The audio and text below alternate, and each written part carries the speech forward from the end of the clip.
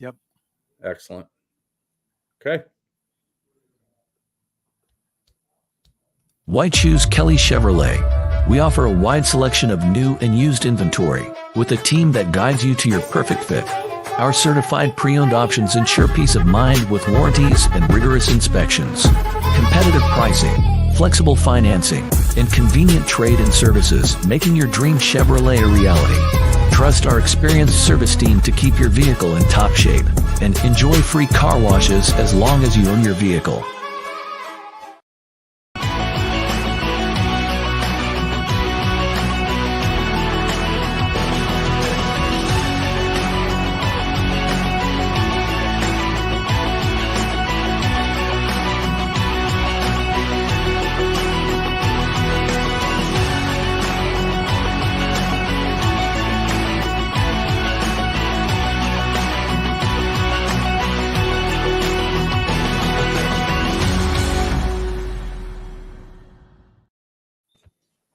And welcome everybody to Around the Fort. This is kind of an old school version of our glory days, going back to the beginning, Jeff, where we started this whole thing during 2020 when there was no fans in the stands, so to speak, because of the COVID year. And but you and I opted to do something, and this is kind of a throwback.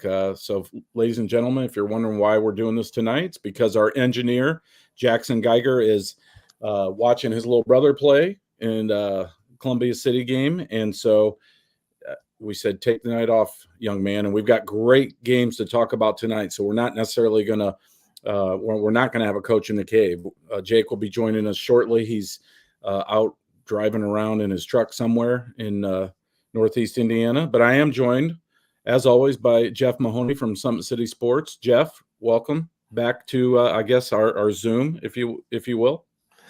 Yeah, I've been switching it up this year a little bit. Gives us the opportunity to do things like this when schedules are tight. But Casey, last Saturday, St. Francis had their first home game. Yes. And I'm not sure if you're familiar, but Defiance College was a Division III school. This year, they're NAIA now and in the same conference as St. Francis. Well, Defiance was up in this game 21-0. And the Cougars came back and eventually won it 64-36. They settled in on a quarterback. His name's Josh Kalka, very good, 328 yards. He was a conference player of the week with 5 touchdowns. Yeah. One of those touchdowns was to Bodie Dickerson. And Bodie looked outstanding in that game. I felt like none of the DBs had an answer for him, and he scored on a 29-yard touchdown pass. And it was one of those where he just tippy-toed the sidelines. So St. Francis is at home this week against Siena Heights and then the following week.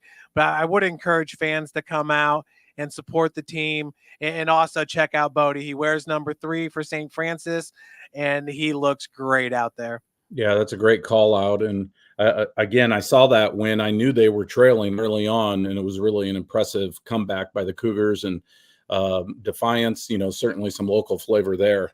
As we know, we've talked a lot about it. Speaking of, I want to do a quick. I got a new treat I wanted to show. Oh wow! Ball State Cardinals helmet. How awesome is that? For a second, I thought it was Louisville. Well, it looks a lot like the Louisville logo, but it's not. It's Ball State, and I got this from my good buddy Jim Carroll. It was actually on the top shelf over at Lakeoff's restaurant. And so I kind of stole it today, but I was told that I was allowed to take it. So the proprietor over there, Jimmy Sullivan, has not said anything yet. So I don't know if he went back in the afternoon and noticed that he was missing a helmet. But Jimmy Carroll assured me that this was mine for the cave.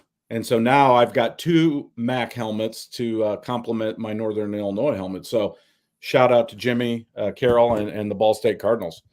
So, so in a little bit, Jake the Snake Smith will be joining us. And we've got, again, folks, really great games to talk about tonight. We had at least 3, if not more, potential hot tickets or games of the week. We settled on Snyder at Carroll. But, again, there's a lot of great matchups, and maybe we can jump into the cover real quick here and talk player of the week. I mean, there's a lot of Leo love on this cover, Jeff. Oh, most definitely. Landon Hepner right here anchors that defensive backfield. And I know we're going to talk more about this game, but they're a ball hawking defensive backfield. They can make it very tough on opposing quarterbacks to get comfortable with the passing game.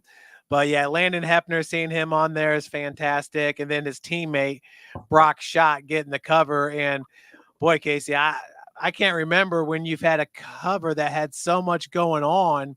And then I like the hawk feel that it has with the green. So another great cover right there. I think that one is definitely the best on the year. I'm not. It might have to be one of those hair issues when the cover might have been better than this one right here. I appreciate that. And again, shout out to Reggie Telemack for the design between Reggie and Taylor week to week. I mean, our covers have just been off the charts. And this is going to go down as one of my favorite covers and issues, truthfully. I think there's a lot of really good content this week and some good artwork on the inside as well. But yeah, that cover is fantastic. Speaking of fantastic, out driving, hopefully I see he's got 10-2. 10-2, baby. 10-2, baby. Jake the Snake Smith, welcome. Guys, we are here. We are Snake across America right now. We are driving all over the place, fixing vehicles, doing the thing, ready for some high school football. Well, good. We're glad you could join us. Let's jump right into it, Jeff, if we can. Thank you for showing the cover. I think that's a really neat cover. I think that'll be a fun one for years to come. And I think it's neat, Casey, having two different designers because every week they have a little different flair, but they're always really cool. Yeah, I agree. And I'm grateful to both those guys. They're fantastic. Let's talk. Let's put 5 minutes on the clock here. I'll go ahead and do it. And let's talk a little bit about Bishop Dwenger at Homestead. Jake, you and I are going to tackle this, but certainly Jeff can chime in. I'll go ahead and start. The Saints right now, they're 1-3. You could make an argument that Bishop Dwenger has played the best team in Indianapolis, in Brownsburg, the best team in the Cincinnati area, in Moeller, and the best team in Northeast Indiana. You could make an argument, the Carroll Chargers. And those are their three losses, wrapped around a win in week 3 against Northside. But this still feels to me a little bit like a bellwether game for the Saints. I mean, they do not want to fall to 1-4. If they've got any shot at all of competing for a conference championship, they have to go out Southwest tomorrow night and win this game. That being said, Homestead coming off a 40-0 win has to probably be considered a favorite here. Michael White, the dynamic quarterback a year ago in this game, was 5 for 5 in the second quarter, and they were up 2 scores early, and then he got hurt and went down, and Homestead had to change what they wanted to do offensively. And they never recovered. The Saints came back and won that game in thrilling fashion by a single point. I believe the Swami predicted a single point a year ago. And Dwenger won that game by 1 at Shields Field. I think they're going to need another similar type if they're going to have a chance in this one tomorrow night. Jake, I'll turn it to you. Yeah, Coach Skelton is one of the best around, and he's got Homestead really starting to fire off the ball. They're playing really good football.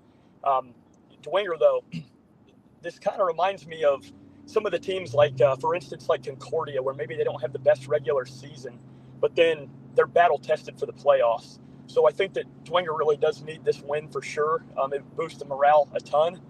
Special teams, one of the best in the area.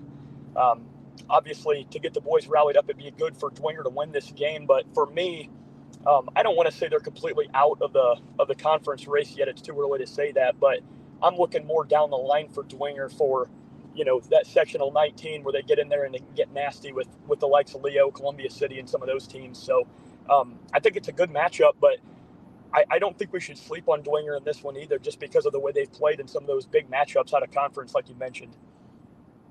Yeah, for sure. Jeff, any thoughts on this one? Yeah, the game being at Homestead also, I was a little bit disappointed from what we saw in Dwenger last week in the loss against Carroll. 31-3, got the 3 points in the last frame there.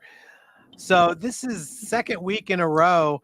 The Saints are held under 250 yards of total offense. So can they get that going up against the Homestead defense that looked pretty dang good against Northrop last week? I mean, David Callison got the start from the get-go and completed 9 of 27 passes for just 89 yards. So I know Homestead lost a few pieces from a year ago, but they definitely got really, really good players still back over there at Homestead. One name that really popped out to me on defense was the son of the defensive coordinator.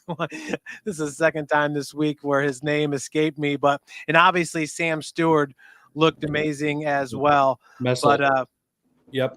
And the Rogers was the linebacker I was talking about. Oh yeah. Ben Rogers. Yep. The coach. Yes. The Homestead though does not have the kind of playmaker offensively that they had a year ago in Brett Fox. And he had a big game a year ago against the Saints. And he was such a dynamic player there. Jeff, I know you were really high on him his 3 years as a starter.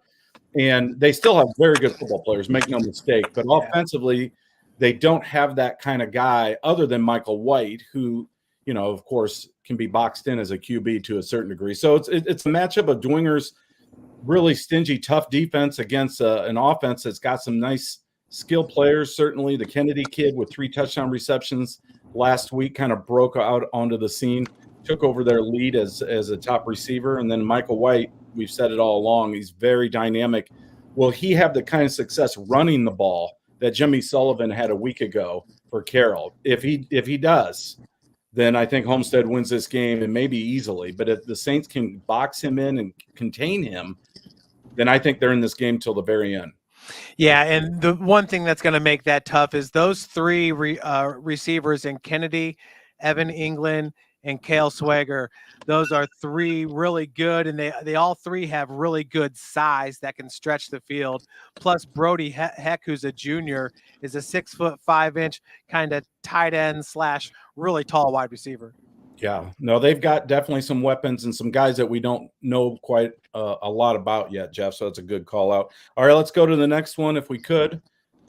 Jeff and Jake, you guys are going to take this one. Jeff, you'll start East Noble at Leo. We got 5 minutes on the clock.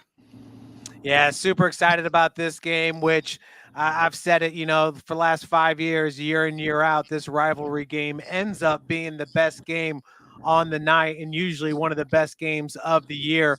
I feel like in this, you have game changers in this game. Dylan Krell is going to do what he does.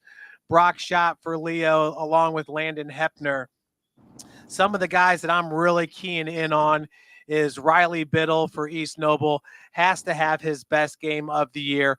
Entering this game with a 52 QBR, 2 touchdowns and 4 INTs. I really feel like he's going to have to get it going up against that really, really tough pass defense of Leo. So Dylan Krell, I feel like he's going to be able to do his thing. He probably won't have as many touches as he had last week, but it's going to be really fun to see which one of the players that maybe aren't the game changers we talk about all the time, but are really good players. I think Nathan Foster is the key player for Leo. He's had an outstanding season, 5 touchdowns, averaging 8.5 yards per carry. But East Noble has one of the most stingiest defenses in the NE8. I mean, teams that have been great running the ball this year, Huntington North and DeKalb, struggle to run the ball against East Noble. So will Foster be able to run the ball? Because I do think that is the strength of the Leo team. Yeah, I totally agree with that. I think the Foster call-out's a great one. Man, I don't even think they should call this rivalry week for these two anymore. It should just be war week, because every time these guys play, man, it is just electric. And it's definitely the cream of the crop in the NE8. Obviously, Schott's going to do his thing. He has been just a brutal force on both sides of the ball. But I agree. I think Leo's run game could be the difference. It's going to come down to those players that we don't hear a lot. I do like Riley Biddle. I think that he does remind me of Xander Brazel in certain phases, where I think if he can get this season under his belt, it's just going to build his experience level. But I think both sides defensively have just been outstanding. I mean, for the statement that East Noble just made for the 35-0 shutout last week, that's pretty incredible. So that's going to bode for a pretty good game. Yeah, no doubt. And I'll just jump in here real quick, guys. I mean, we highlight Logan Hatton. I call him the Mad Hatter. 99-yard kickoff return last week. I think he does not get enough credit for what he does in special teams and certainly into the secondary for East Noble. And then to hold, Caden Hinkle, basically just shut him down. He came into the game as the area leader. Yep. And in rushing, and I think he only had like 21 yards or something, just totally vanquished. So really impressive defensive performance by the Knights. And then Kobe Ritchie is a name to keep an eye on. 5 tackles for loss and I think 2 quarterback sacks. I mean, so that's it again that we don't talk enough about up there in Kendallville. They've got some nice players besides Dylan Creel and the Mad Hatter. The Treesh kid there is a playmaker, and a nice picture there from Doug Blackwell from the I believe that was from the Snyder game earlier this year. So they've got some nice parts. I know Leo's got kind of the headliners, and certainly the cover speaks to that this week with Brock Schott and Landon Hepner, 2 D1 guys, and very deservedly so. But man, East Noble, they sure feel like they're pressing all the right buttons. And this is going to be just a fantastic matchup that's going to come down to the fourth quarter. And as cliche as it sounds, the battle in the trenches, penalties, turnovers, all those things. And I would not be surprised at all if this thing went to overtime or came down to the last possession. Yeah, I would agree with that, Casey. Logan Hatton, good call out right there because he fills up the stat sheet. Looks really similar to what Dylan Krell does, except for Hatton does it from the receiving position, where he does have a touchdown receiving on the year and the 2 INTs to go with those 30 tackles.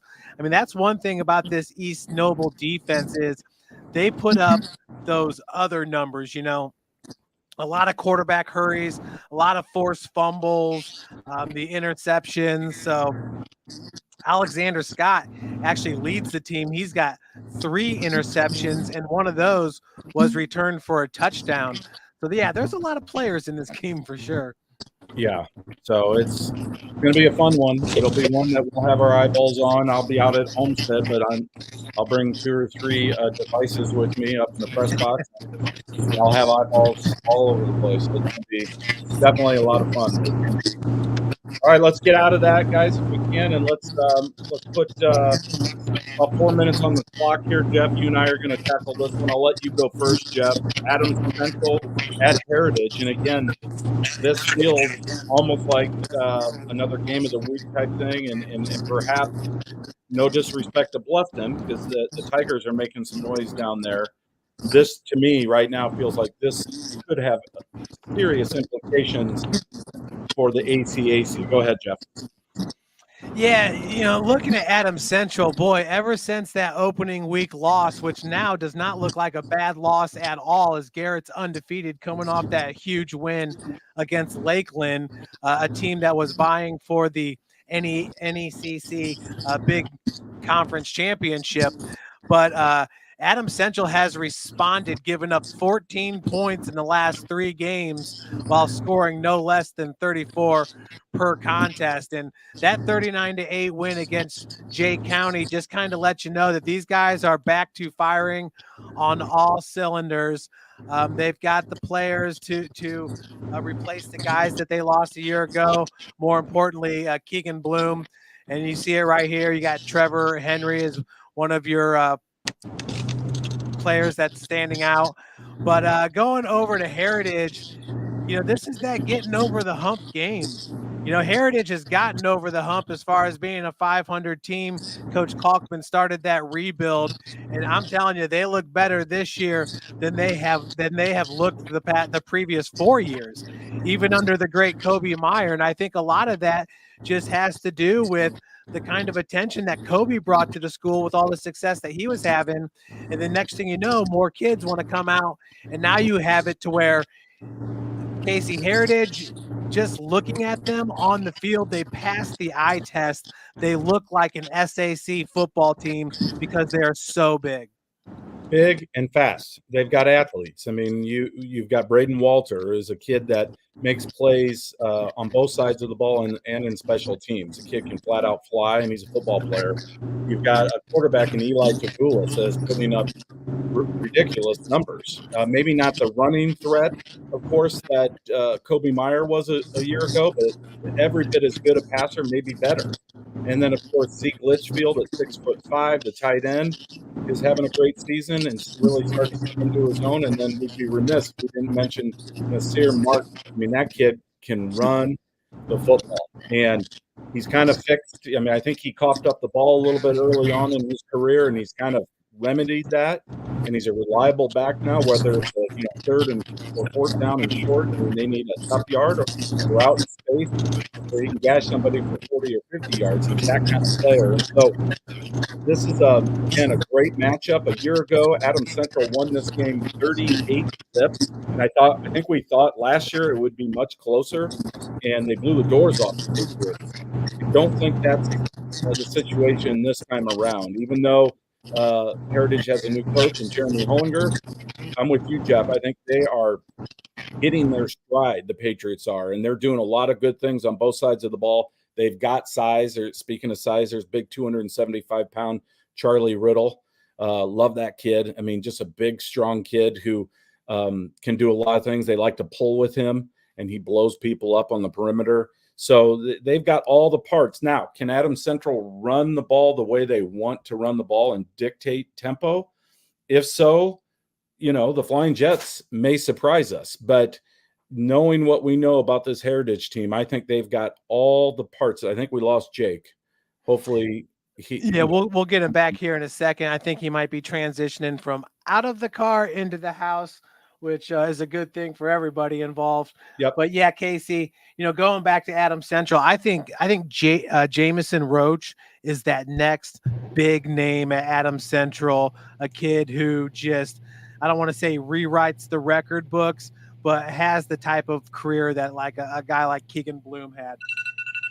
Yes, and as young as he is and thrust into that position that he's in, I think I agree with you. He's a kid that we're going to look back in a couple of years and be like, gosh, he's been playing forever. Yeah.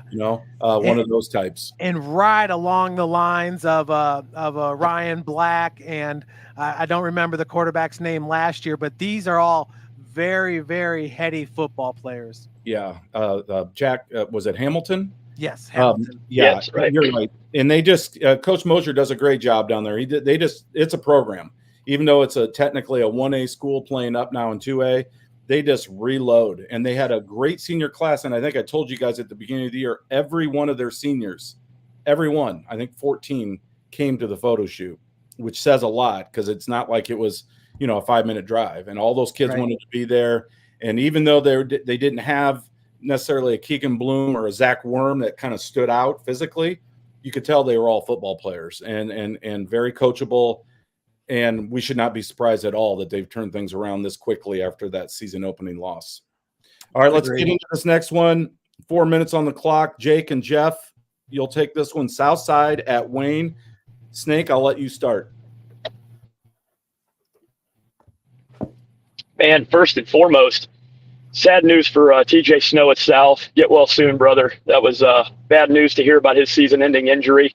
I still think that South has some weapons, though, and I think that they can run the ball. I love that small ball carrier that they've got. His name escapes me right now. He's only Irby. like 5'5" or 5. Yeah, I think it's Irby. Yeah.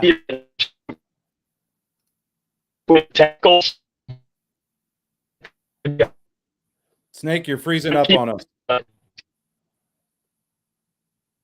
Snake, you must be in a cornfield somewhere. Why don't you reboot? I'll switch it over to Jeff. Yeah. I mean, Southside's going through their gauntlet right now, right? Where they took on Carroll at Carroll, 49-0 loss last week against Snyder. Had a little bit better of a showing, 35-14, but yeah, they're making Irby more of a focus back there at the running back position. And I think KJ Alexander now I don't know if they're still going to be splitting time back there at quarterback, but it does seem like KJ has really been having a lot of success lately and is kind of settling into that role, kind of like what we're seeing with Devin Patterson over at Bishop Lures. So this game right here, I think Southside's going to have a lot more success. But if you're Wayne, you got to feel really good coming off a 20-14 loss. But that was a game that they could have very easily won. Yeah, against Bishop Lures, kind of a neighborhood rivalry type game, 14-14 at half. And both coaches said it was hard-hitting, physical game. The defense is really dictated and dominated, especially after the break. And Lures just made a couple more plays in the end to pull out the victory. But Jacob Sharon, I think he's been out. He's supposed to be back this week. I think Wayne's as healthy as they've been really since the beginning of the season. And they're starting to get their their new quarterback. Trey Dillard. Getting him a little more comfortable. And we knew it was going to be a work in progress. But they've got to get more from their passing game. Harold Mack is just too good not to have bigger numbers. And I think with Jacob Sharon back in the lineup now, people can't focus on him quite as much as they have these last couple of weeks. So I expect a big game from both those guys, but especially Harold Mack. Irby is the quarterback, the running back that you were referencing, Snake. There's a good picture above of him throwing the ball, and that was a couple of weeks ago against Carroll when he was kind of thrust into duty. And Coach Goodwill said, he's such a good athlete. He'd probably be the best player at any position that you put him at. He's that kind of player. And I believe he's just a sophomore. So he started on the basketball team last year as a freshman on the varsity basketball team. And Casey, one thing that I would like to add is I would almost say expect Trey Dillard to have his best game of the season coming off that Lures game where we know that defensive backfield is just absolutely just really, really good for Bishop Lures. So for him to see that look, now he did throw the 3 interceptions against Lures, but I think this week he has his best game of the season and huge growth for Trey, who really hasn't played football the past 4 years. Yeah, I think so. And that's a good call out, a good opportunity, I think, for that passing game to get right. Having Jacob Sharon back will certainly help. And then, of course, Kamar Nelson. We'd be remiss if we didn't mention him. Oops. Sorry, Kennedy. That was off she goes. Phone's connected to your stream. Yeah. So let's get out of this and tackle our hot ticket. Center spread, a lot of good art on this this week. Let's talk a little bit about Snyder at Carroll.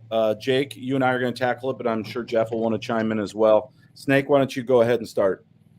Yeah, hopefully I'm not going through a bad zone here, fellas. But yeah, here's another one. Here's another one that is just an absolute war. This is going to be a battle. It's a battle every year. Definitely, in my opinion, SAC game of the week.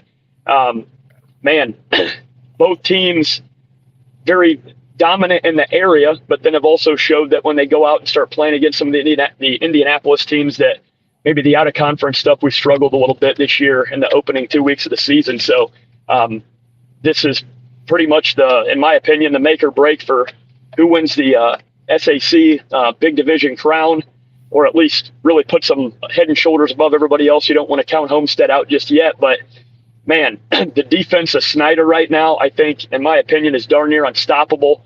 They've kind of got it figured out. They've got playmakers all over the field defensively. Their quarterback's starting to figure out the game. He made your gunslingers portion last week, and I think deservedly so. But then when you go to the Carroll side of the ball, obviously Jimmy football is just the best in the region, in my opinion, by far. But the running game for Carroll has scared me a little bit this year. Hopefully they can get some more yards on the ground, and they're going to have to find a way to do that against Snyder for sure. Well, speaking of the running game for Carroll, Nate Starks, there's a good picture of him right there, number 27. He's a two-way starter, and at a school that size, that's pretty rare. And wow. Starts at corner, and then he's running back also. Last week, he had a big game toting the rock. So between he and Jimmy Sullivan, both running it with success, that was just enough to keep that good Saints defense off balance. And Jimmy made some good throws as well, put up great numbers, about 300 yards, I believe, total passing and rushing, and it was just too much. But let's not forget, guys, this was 10-0 in the second quarter, and the Saints botched a field goal attempt and then did not go for a field goal late in the second quarter going into halftime, and it was a chip shot. If they kick it there, it's 10-3. Sure felt like it was 10-6, 10-10. The Saints played them to a standstill, and I thought, at least through the game's opening 24 minutes, I thought Dwenger was the more physical team, in my opinion, last week. Now, Carroll kind of ran away with it a little bit in the second half, and I think attrition, factored in. But, the Saints, they battled, and they did some decent things on both sides of the ball and on special teams. I thought maybe they won the special teams battle too, truthfully. Hayden Ellinger had a nice kickoff return, and they had a couple decent punts. They really did play pretty well across the board. They just didn't have anything to show for it on the scoreboard. But getting back to this game, Carroll, I think they probably are at least a 7 to 10 point favorite in this game because they're just deeper, a little bit more seasoned. And you got to figure that Brandon Logan's not going to get 2 pick sixes this year like he did a year ago. Mm-hmm. I mean, that was the difference in the game in 2023. He's a special player, no doubt about it. And I'm sure Jimmy Sullivan, the Iowa commit, learned his lesson and has watched a lot of film from that game. And he's not going to let number one, pick him off, let alone twice. So, Jeff, you want to comment? Yeah, no, I'd agree with that. I mean, Brandon Logan has been spectacular this year on special teams also. I believe he had a punt return that was called back, but just doing Brandon Logan things out there on the football field. In this game, whichever team can establish a run game, and I don't know if either team will be able to in this game, but whichever team can establish the run, obviously will have the hand up in this one. Jordan Davis, and then Burton, the freshman running back. Davis just went off last week, but that is a game against Southside where you're a 5A school going up against a 3-4A school in Southside. And we'll see. Starks and Dejon Green had great games for Carroll last week. I think as a team, they averaged close to 7 yards per carry. But yeah, this one, I feel like it's all about the running games. And if there were a weak spot on either of these two teams, I would say it is in the running department. I would agree with that. And also, there's still some youth, all juniors, if you include the tight end out at Snyder. So all 5 starters on the O-line and the tight end are just juniors. Some of those guys played last year, but they're still relatively young there, and they're not typically as big as they normally are out at Snyder. Whereas Carroll's got, I think, a few more seniors on that side of the ball that will factor in. So again, it's a great matchup. It's one that we're going to keep our eyeballs on. And I know we're definitely excited to see, who comes out on top here. There's a nice picture of the kicking game there for Snyder, because you just never know how special teams will factor in. And I think maybe Snyder might have a slight edge there, in my opinion, across the board with special teams. But I do think Carroll's maybe just deeper and a little bit more seasoned on both sides of the ball, especially with that offense. And I think they find a way to get it done. But we'll get to that here in a little bit. Well, one interesting thing about this game, Casey, is there are very high-profile baseball players playing in this game. Of course, you got Landon Fry and Brandon Logan at Snyder, but Eli Newhouser, just a sophomore, is a fantastic baseball player, and so is, I believe it's Ashton Wagner, another sophomore over there at Carroll. So, thought that was interesting. And both schools, Snyder and Carroll, traditionally have great baseball programs, and I'm with you. It's always great to see multi-sport kids stick around and play through 4 years. It's not very often, but certainly those 4 guys are still playing. All right, let's get out of this. Jeff, you and I are going to tackle this next one. I'll turn it to you first. Bishop Luers at Concordia. Kind of an intriguing matchup. Concordia is definitely much improved. I think we would all agree with that, but Luers seems like they've got, again, more talent, more speed. What are your thoughts on this one? I think now Bishop Luers is really ready to make that run to be one of the best teams in the whole SAC, not just the small division. I even think that they're better now than they were in week number one. And a lot of times, I mean, I think it just has to do mostly with how much bigger they are in the trenches. I know they have some injuries on the offensive line, but I could see Luers having no issues in this game and really throttling Concordia.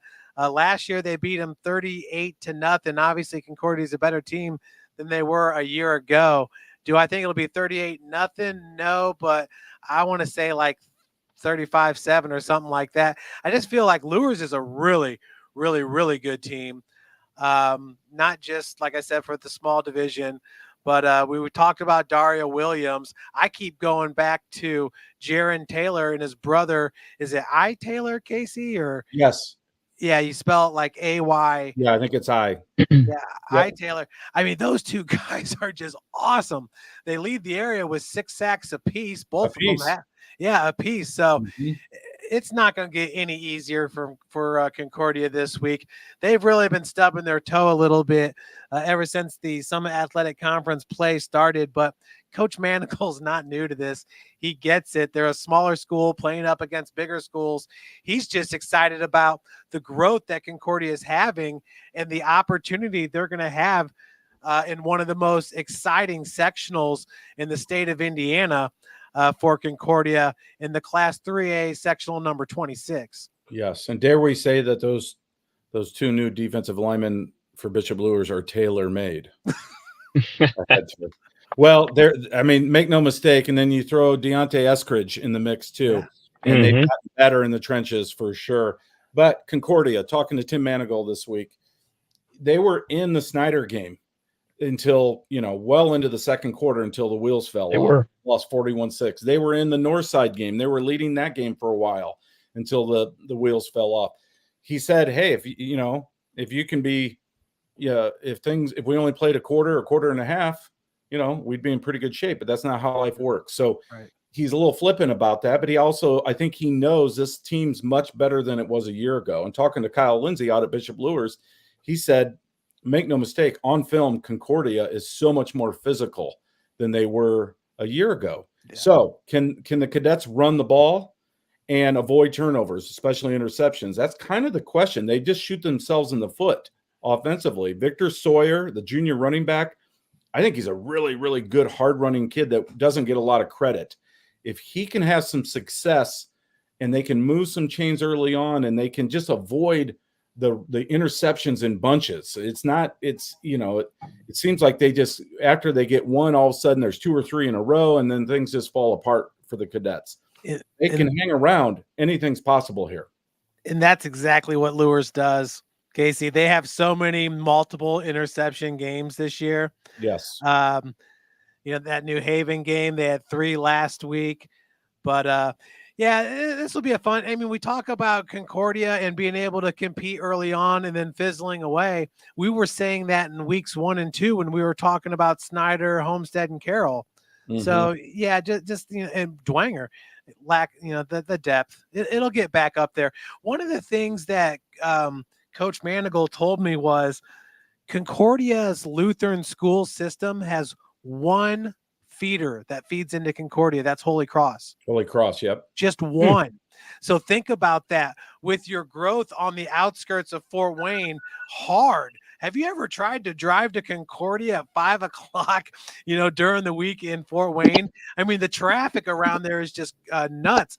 So I'd asked them, maybe the Lutheran school system can get together and figure out a way of putting a feeder program on the north side of town, closer to Hunterton, and maybe on the south side of town, closer to Monroeville or something.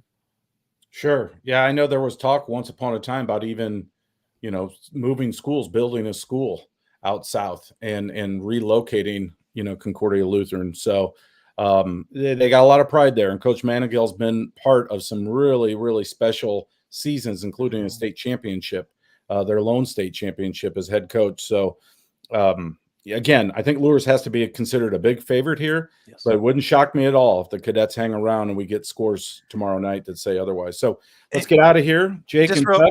Just real quick, Casey, did you know the original Concordia campus was what is now Indiana Tech's campus? I did know that. I didn't know that. That's cool. That one's for the Snake. Snake, all right, Snake's back in. I'm going to let Jake talk first because I think it looks like he's not moving anymore.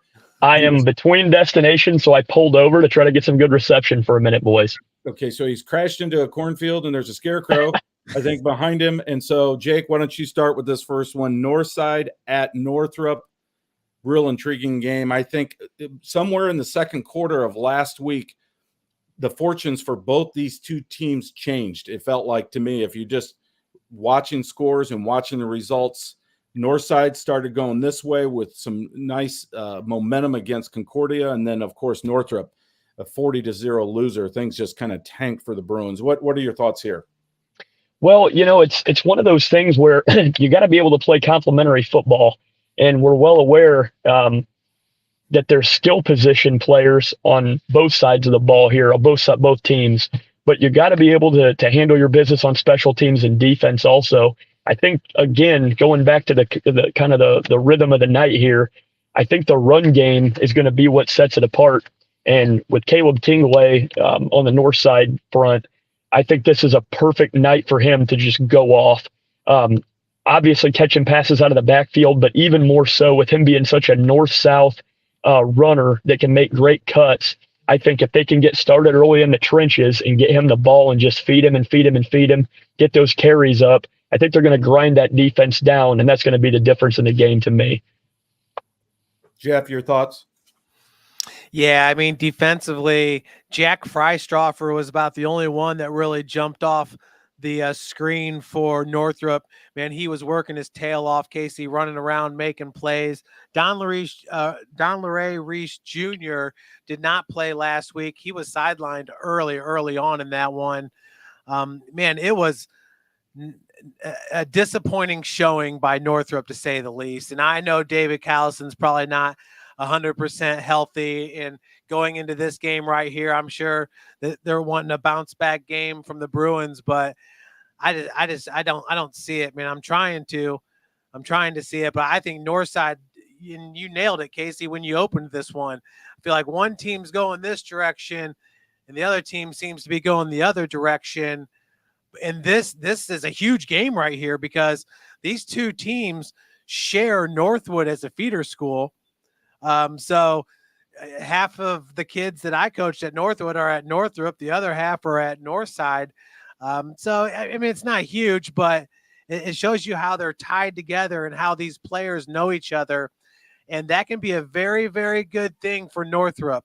If these guys need a kick in the pants so that they can wake up and become or be the best version of themselves on Friday night that they know they can be, playing against some old rival, student, classmates, maybe that's maybe that's what Northrop needs to get them back to where we saw them in week number 1 when they were one of the best stories in Northeast Indiana. Yeah, you think about Casey.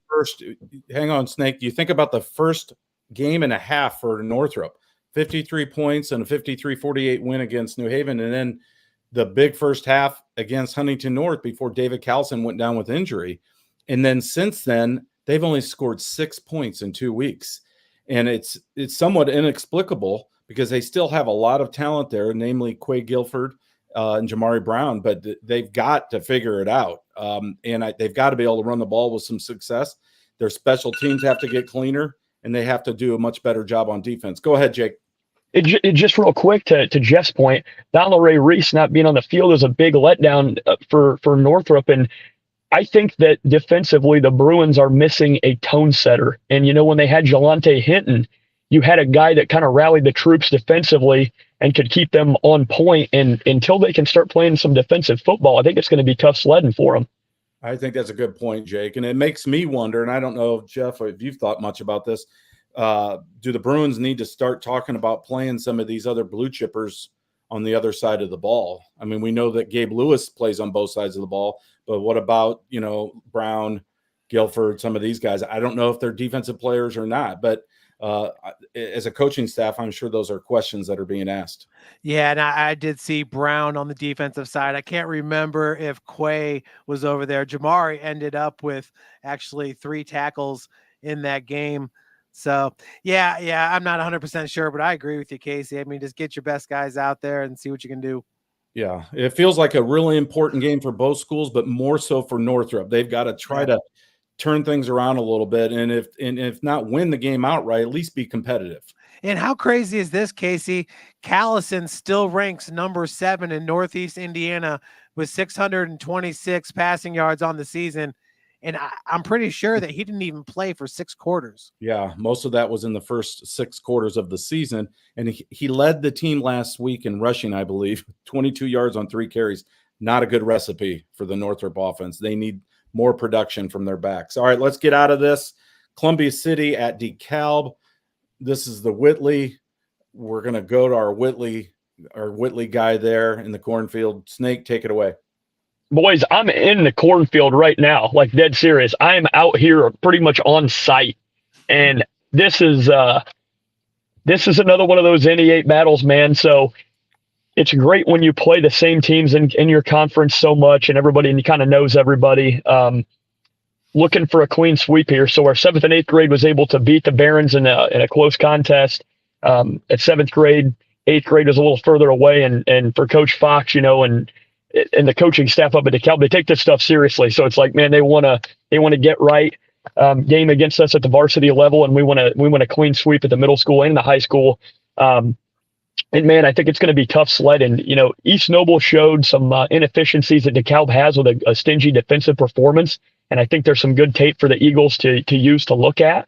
I was a little stringent on the Columbia City offensive front to start the season, but man, have they gelled in, and they've got some size, they've got some speed.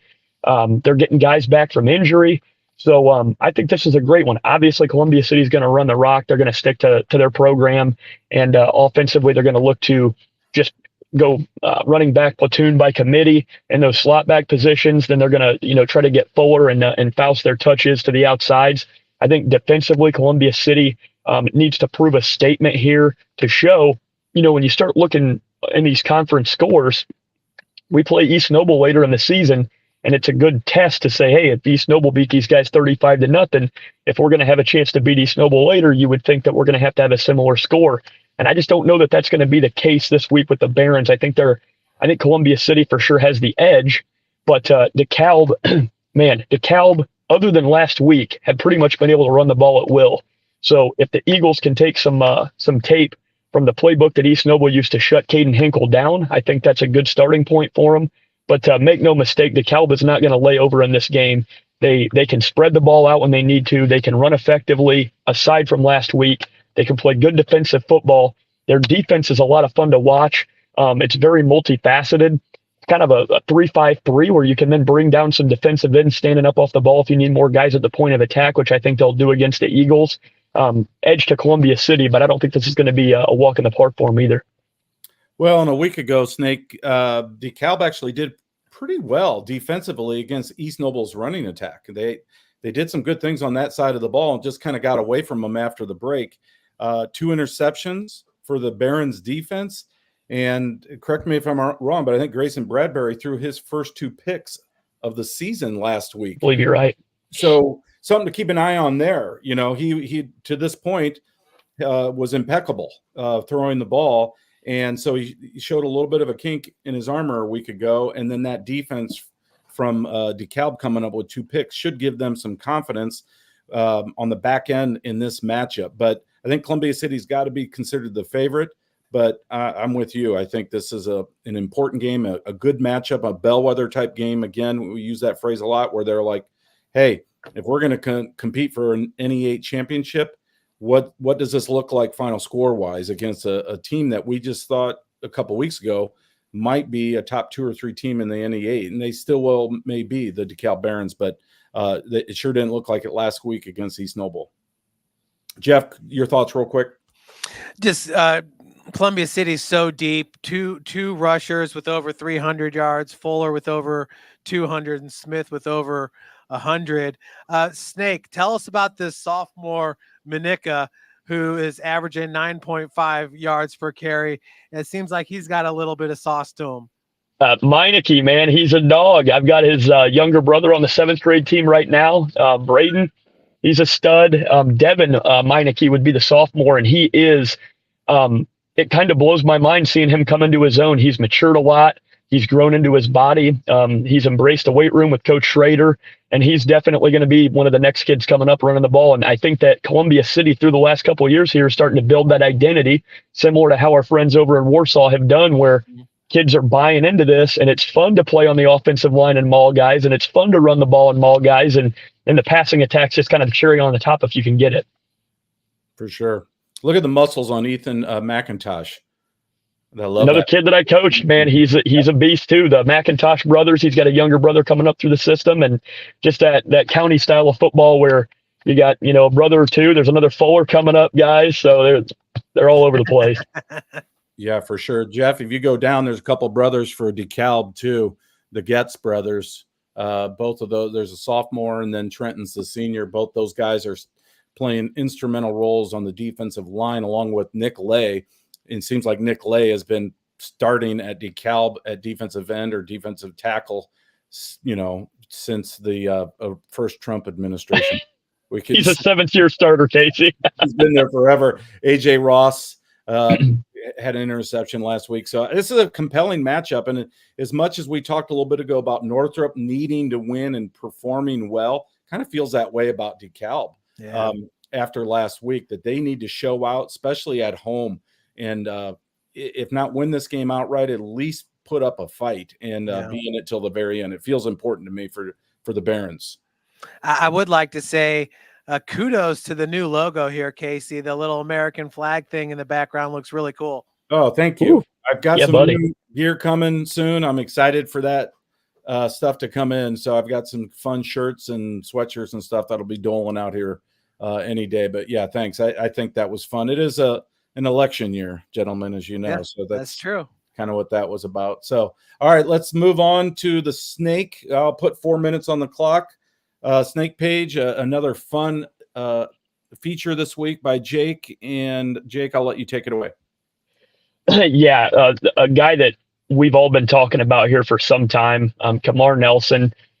Obviously, he can run the ball very well, very effectively. Measurables are great. He's a big dude. He's a fast dude, and he's a strong dude. I like him best at linebacker. I was actually just talking to Brock Schott's dad, Coach Trent Schott from over at Leo before the broadcast, and he really agreed with some of the sentiments that we had where, he has the grades to have the eligibility to be getting offered. And, I don't understand what the deal is. So hopefully this helps get his name out there a little bit. He's true 4.6 40 speed. And, as I've talked with Coach Poppy over at Carroll about, we don't necessarily agree with all the way that 40 times are measured, but this guy in multiple different measurements is a true 4.6 speed guy and a monster that can take on a block. What I love watching about him at an outside linebacking position, he could play inside or outside, but I really, this is a guy that's big enough that you could put on the edge and he can take on the base block so well, eat the block, shed that guy, and then he's upfield, he's in the backfield, and he's making tackles for losses. And some of the stats that he's put out week in and week out are just, you don't even think it's realistic. It's like, this has to be a joke. Somebody's just cheating a stat book. You start looking at it and you watch the tape and you're going, this guy is in every play. Mm-hmm. He is the one that starts the gang tackle on every play. He's the one that starts the solo tackle on every play. And I kind of made a joke about it. It's like WrestleMania with Stone Cold Steve Austin coming to the ring. Like, he's kicking the crap out of everybody. He's leaving stacks of bodies everywhere he leaves. This is a football player, one of the best football players from our area. Somebody's got to get this kid an offer, and they got to do it soon because he's the real deal. I agree, Jake. I think it's going to be a situation, whoever comes after him hard, whether it's, a Valpo, a Butler, an Indiana State, or some, perhaps a MAC school, I suppose a Big Ten school could take a hard look at him and say, hey, you're a diamond in the rough and maybe a late bloomer and a little late to the game as far as the recruiting process. But watching him on film, he attacks and he, all those stats. I watched one of the games on a replay at the beginning of the year just to make sure that they weren't cooking the books out there. and it was legit. I mean, he is a playmaker on that side of the ball. He's an accomplished running back as well, but make no mistake, his future at the next level lies as a linebacker, I think, outside backer like you think, Jake, and he's just phenomenal. Snake, you want to talk about the next two guys on your eyeballing at the bottom? Absolutely. And I didn't do this on purpose because of rivalry week. It was just that one thing that I look for a little bit, and I probably should say this on the broadcast, if you're somebody in the area and you really think that there is a guy that's an absolute stud that we haven't seen or haven't really got eyes on or haven't given any love, shoot us at 260 Jake or at Sideline Swami 1 or at SCS Jeff on X and send some huddle film in or something if you think you've got a guy, because the reason that I saw Isaiah Kuhlman this week was because like 30 people were sharing his first 4-week huddle film. And I said, how did I miss this dude? He is a monster. And just another Leo lineman, like they've had so many.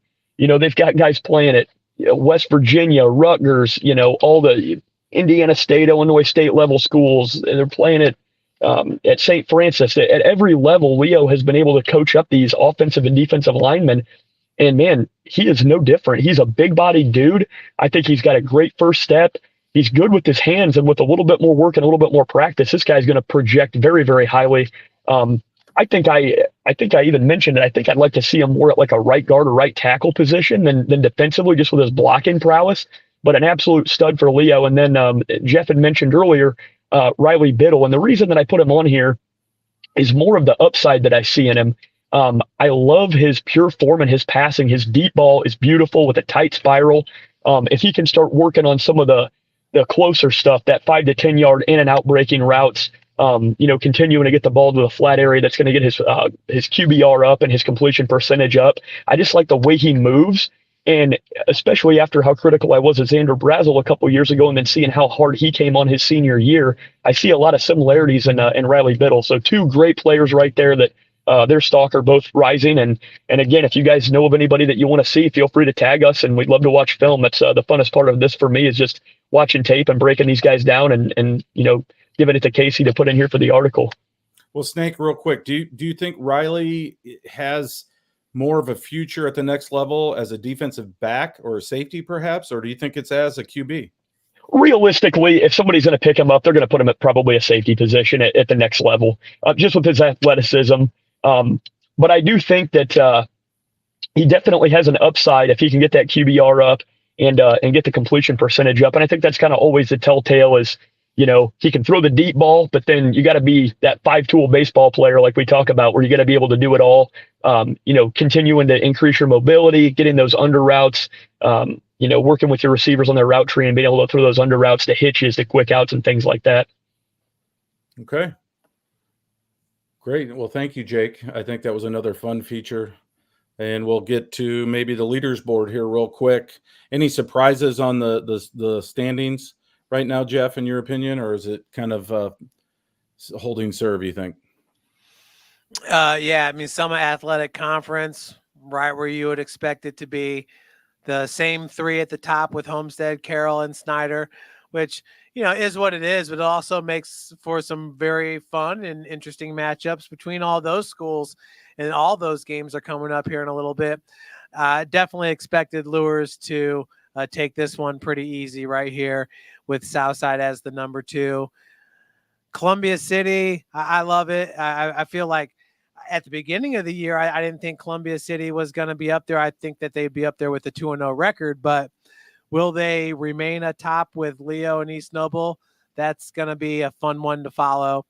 Bluffton Heritage, maybe this one. I mean, I guess Adams Central's only played one ACAC game, but I think Bluffton is right up there, just as good as a Heritage or an Adams Central.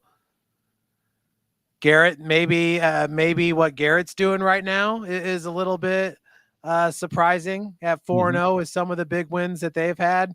West Noble, definitely not surprising. Oh, Prairie Heights looking solid, getting guys on the top 10 lists and stuff.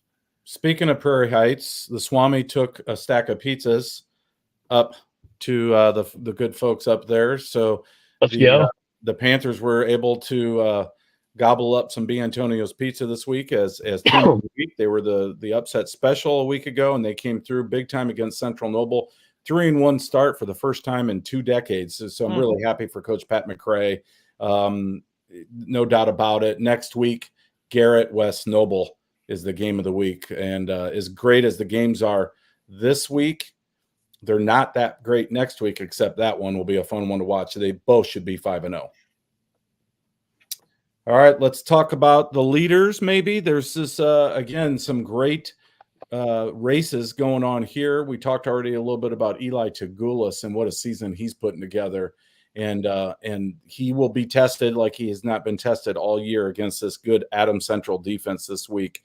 And if he has a big showing and is able to complete a high percentage without making those any costly mistakes, I think the Patriots might be ripe to upset Adams Central and maybe dethrone the Flying Jets. And of course, we'd be remiss if we didn't talk about Seth Pruitt. 14 touchdowns, man. He's going to run away with the touchdown race, I think, this year. But right now, he's atop the rushing board. Any thoughts here, Jake? I'll start with you. Well, right off the clip, Seth Pruitt was going to be the first. But, I mean, you're double the closest guy behind you in touchdowns, rushing the football. And, gosh, does that not build up for an awesome matchup next week for the Garrett West Noble? And, yeah, no, I think passing is kind of what we've expected the last couple of weeks. I think Holbrook did a great job under the circumstances last week. You would have loved to see Lakeland be able to get a little bit more of the run game going, so it could have opened some things up for him a little bit more. But he's definitely a MAC level player at quarterback position, and he's always going to be in that top 5 passing. Obviously, Pruitt and the touchdowns over there. Receiving wise, Derek McKean. That's very cool. Yeah, how cool is that to see him atop the list? That's a leader this week. Yeah, and you still got your regular guys up there with Fuller and Quay Guilford, which, yeah, even under the circumstances, if Callison can really start getting dialed in at quarterback, you're going to see those Northrop receivers kind of climbing that chart. But, yeah, a lot of good names on there. Van Pelt, I mean, you profiled him last week, Jake, in the Snake Eyes feature. Man, he was awesome last week against the Saints for Carroll. 11 receptions, and he made a acrobatic, catch where the ball looked like when it left Jimmy Sullivan's hand, it looked like he was throwing the ball out of the back of the end zone on purpose. And this kid went up and snatched it. It looked like a D1 catch to me. I think He's special. He's special. So, and then D. Hogue, I noticed he was not cheating this week and adding more interceptions to his list. He's going to hold pat at 4. But we talked about the tailor-made boys out at Lures, 6 sacks apiece.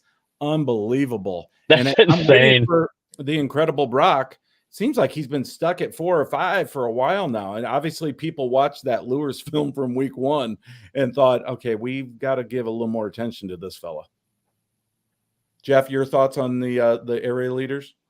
Well, I do know that a lot of the statisticians are having issues. They're in year number 2 without digital scouts, so some of them are still trying to find the right software. So maybe Shot has 1 or 2 that are missing off there, but they never made it over in translation. It's possible. Leo has had a ton of issues with their stat program. A lot of schools have. I'm glad you said that, Jeff. And it's, I always feel bad because every week, if I don't get a ton done on the weekend, this thing is it just an albatross for me because it spills into the week. So my Friday night, Saturday, and Sunday, it's instrumental that I get quotes and notes and stats coming in, or I'm absolutely hosed. So I am peppering these guys every weekend. Coach, I need your stats. I need your box score. I need your stats.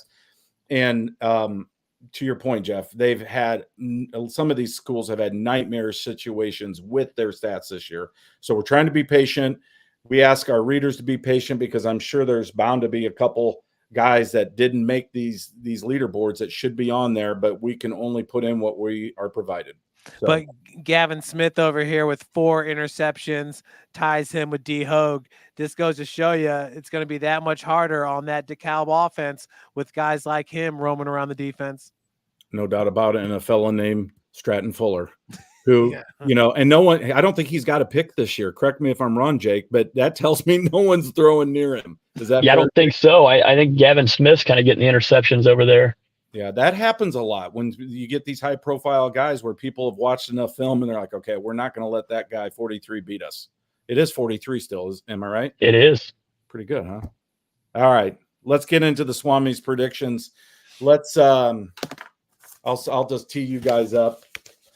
I'm going to have to – I can't read that on the screen. My eyeballs aren't good enough, Jeff. I'm going to go right to the top. Bishop Dwenger at Homestead. Swami says upset special, the Saints by 1. Do they have a chance, Jeff? They certainly do have a chance, and it's that toughness that you referred to. I'm not going to say I didn't see it because I definitely did with Homestead.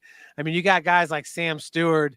There's not many guys that look like him in Northeast Indiana out there on the football field because he can actually fly around for as big and strong as he is. So, I mean, they're certainly going to be physical there, but I feel like Homestead maybe their size is more like a Dwenger size when you look at this, the stature of the players. And I could see Dwenger being hungry for this one. This is always a good matchup at Homestead. You remember a few years ago with the overtime game when Lytle was the quarterback out there.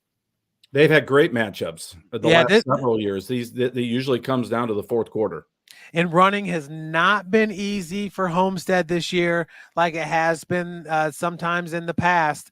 And Dwenger's going to hit Mike White.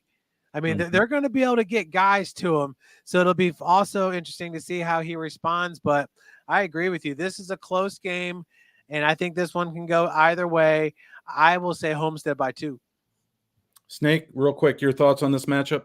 Yeah, I'm going to say Homestead by 7. I just think that they've got to prove themselves as well if they want to consider themselves up there with the likes of Carroll and Snyder. And now I think Dwenger's going to give them hell. I think that defense is going to be very, very fast to the football.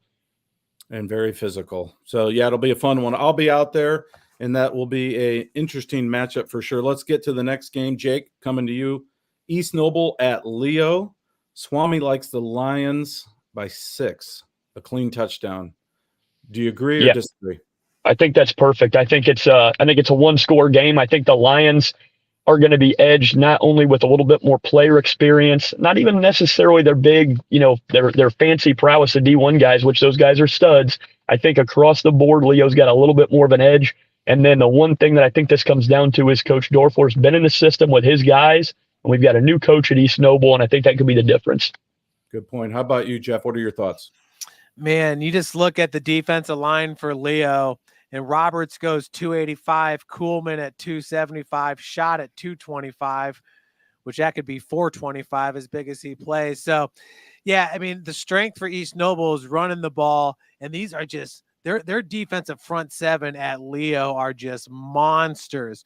Brett Souter, the sophomore linebacker, 6', 195, is having one heck of a season. He's got 3 interceptions for the Lions, Casey. So Leo by 6, I think that sounds about right. As much as I would like to say, yeah, maybe East Noble wins this game, I just think this is Leo's year. I mean, to be honest with you, Leo's held the advantage in this one, I think, the last 3 meetings. Yeah, they won 2 last year, and they were both great games, nip and tuck, 14-7, and the other one I think was in the 40s. Yeah, so I'll just say, yeah, I think Leo's going to win, and 6 sounds about right. Well, talking to the Swami, because I am not the Swami, the 6 points does not mean that Leo missed an extra point. Perhaps it was in overtime, like a walk-off. Yep. So, Adam Central at Heritage, coming back to you. Jeff, Swami says Heritage by 4.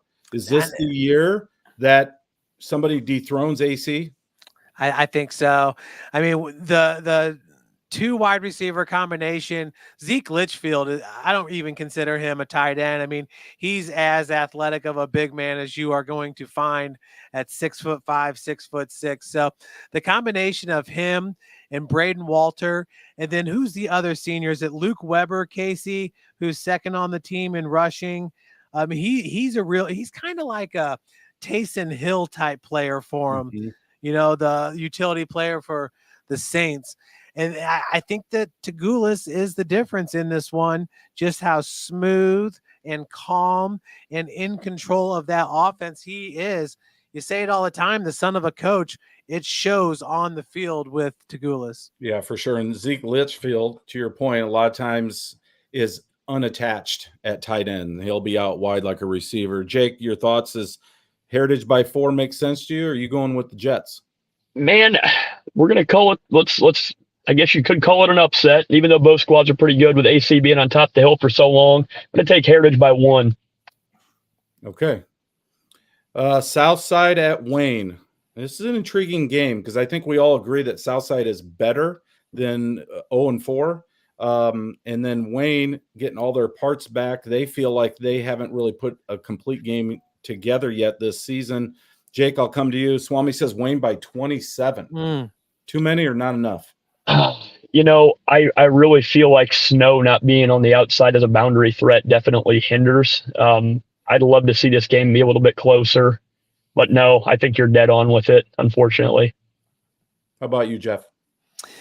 I look at this one kind of like week number 2 for Southside. They lost 21-9 at South Bend St. Joe. I think it's going to be somewhere around there, like a 21-9, 28-13 type game. Okay, so you're taking Southside in the points. I'm seeing like a 34-7 type game. I think Wayne's offense really starts clicking a little bit now that they've got Jake Sharon back in the mix, and I think they put some things together and pull away late. They did win this game last year. I think it was 47-6. I don't think it's that bad this time around, but Southside's a year older and definitely much better, much improved. Next game on the featured matchups, guys, Snyder at Carroll. Swami went back and forth on this one, had Carroll anywhere from 6-7 points, and at the last second bumped it up to 10. I don't know if it's because his magic carpet parks in the 4-5 district or not, but Jeff, I'm coming to you. Is that about right, or do you think Snyder pulls off the upset? Jimmy football versus Logan's Heroes. Let's go, Brandon. Oh, good stuff, Casey. Swami, man, Swami's up. He's up to date. That's for sure.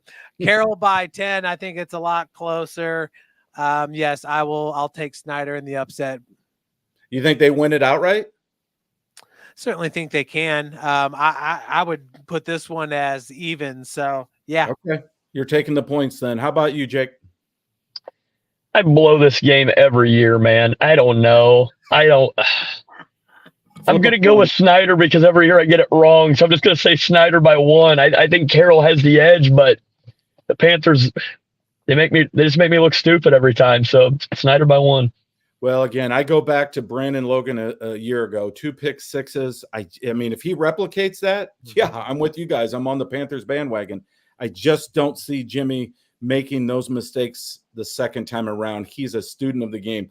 He watches as much or more film than probably any player in the area. I think he's going to dissect this defense. I think they're going to have more success.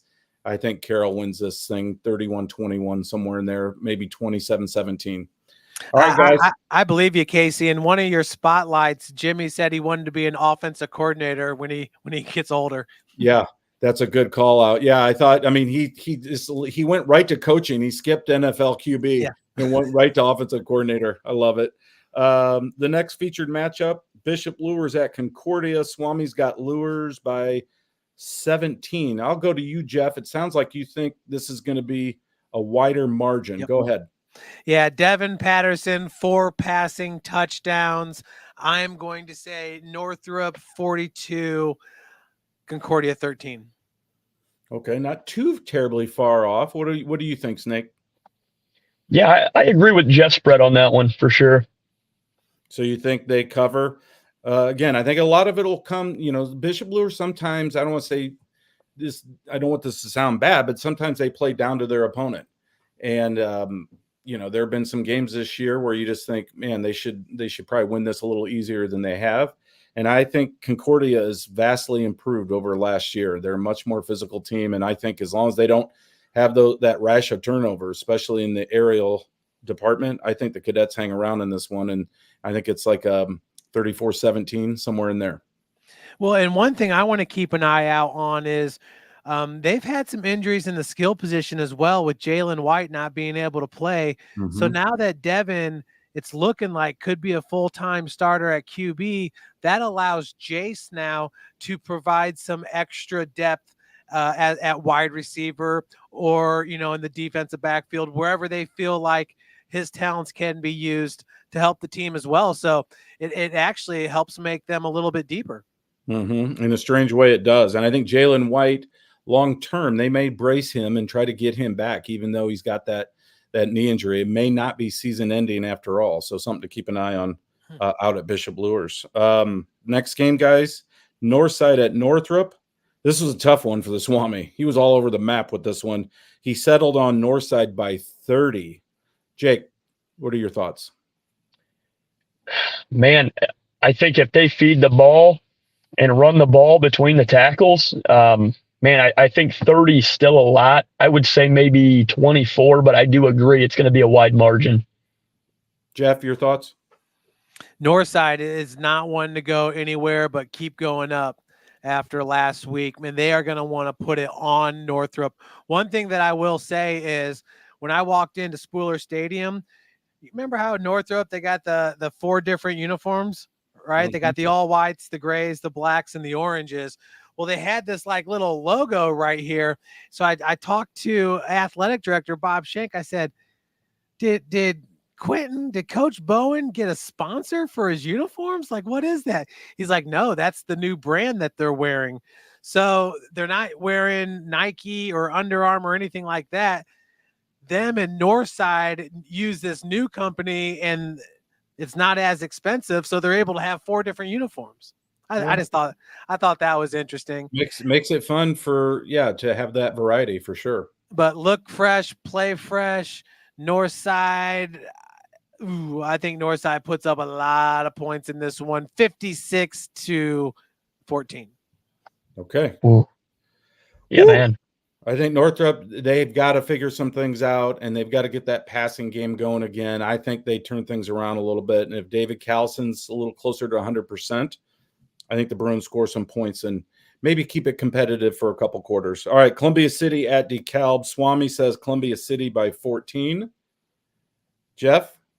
Yeah, no, I think you just have to go up with that because DeKalb gets a lot of its production from one guy. Columbia City, they've got 5 different guys that can give you really, really good numbers on any night. So, I thought when was James Getz, when he had graduated, I thought that because he was such a dynamic player out of the backfield for him, I thought that they'd be taking a step back. But you can see the cupboard is definitely full over there at Columbia City for head coach Brett Fox, and I think that number goes up. I see them at least 3 touchdowns.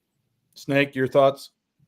Man, you guys know me. I'm sitting in a cornfield in the dark out here with all these combines and hay wagons. Watch out for Columbia City by 36. 1 more point than East Noble was able to do it by. Let's go, Eagles. Oh, my. There's some bulletin board material. Let's go. Folks up at Waterloo. All right, guys, a couple more minutes, and then we'll shut it down. The undercard. Any games on there that jump out to any of you guys? I'll start with you, Jeff. 1 or 2 that you want to highlight? If Bluffton can beat Jay County by 18 points, then that means that Bluffton for sure is a contender for the ACAC. I would be surprised if they won by 18. Well, it is at Bluffton, but that one right there, South Adams going to win by more than 28 against Blackhawk. I mean, I think that the quarterback for South Adams, Titus Lehman, could throw for 600 yards in that game, so that'll be interesting. Woodland by 40. He'll call off the dogs. He'll call off the dogs. It'll be 35-zip in the third quarter, and then Blackhawk will score late. Running clock. It's like we had in the second half at Spooler last week. Yep. Lakeland by 16 against Angola. Yes, they're going to want to bounce back. How about Woodland by 42 over Southern Wells? So Snyder could have three or four touchdown, rushing touchdown or receiving. That could be an interesting one right there. I'd have a hard time seeing Woodland scoring 42 points, but we'll see. Garrett and Eastside, Garrett by 38. West Noble and Fairfield. West Noble will probably win by, well, that'll be an interesting one too, but I would say more than 17. Central is going to be over at like 8:47. Yeah. Yeah. Prairie Heights and Busco. Busco by 13. Game of the week. Wow. The Prairie Heights, hopefully they didn't eat too much pizza. They got there a little bit late. Hopefully they were able to digest, and they have no digestion problems with the pizza. I don't want to hear anything about it.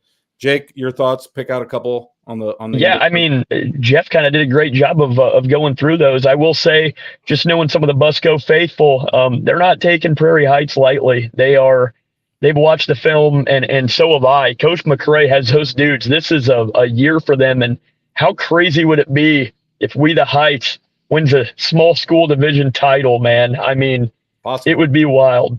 It would be wild, and they got a ways to go. Busco has always taken care of business against Prairie Heights, but I think this is going to be a one-score game either way. I don't really know which way to call it. I think if it ever be a year for Prairie Heights to win, it could be this season. Well, yeah, Coach McCray's done a great job. They win this game and they're 4-1. He'll be maybe in the driver's seat potentially for Coach of the Year. I mean, it's that kind of turnaround. Right. And with the East Side being down, let's face it, that small school division feels like it's for the taking for sure. So, but you got to get through Busco. Anything Absolutely. else? Oh, this picture right here is just sick. Oh, is that not awesome? Calder Hefty showing off the guns there in that one. Yes, and Braden Nussbaum. Yeah, great sandwich. It was a railroader sandwich. Somebody needs to put that in on their menu up there in G-Town. Give those guys a free meal. But yeah, Doug Blackwell submitted that, and it was a great pick. That's a really good pick. Okay, well, thank you guys. Thank you for watching, everybody at home. For Jeff and Jake, I'm Casey. Get out and watch some football this weekend. We will be back next week for week 6, and we'll have a lot to talk about, I'm sure. Until then, we'll see you. Good night, everybody. White Shoes Kelly Chevrolet. We offer a wide selection of new and used inventory with a team that guides you to your perfect fit. Our certified pre-owned options ensure peace of mind with warranties and rigorous inspections. Competitive pricing, flexible financing, and convenient trade and services, making your dream Chevrolet a reality. Trust our experienced service team to keep your vehicle in top shape and enjoy free car washes as long as you own your vehicle.